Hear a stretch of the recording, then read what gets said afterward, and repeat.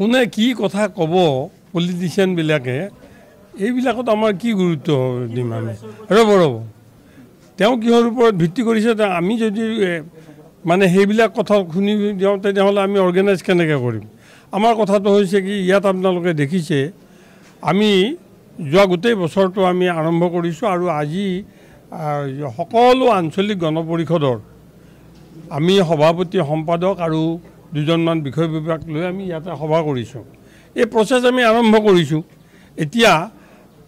এই প্ৰচেছ আৰম্ভ কৰাৰ পিছত আমাৰ মিত্ৰ দলৰ লগত অহা 26ত মিত্ৰভাৱেই আমি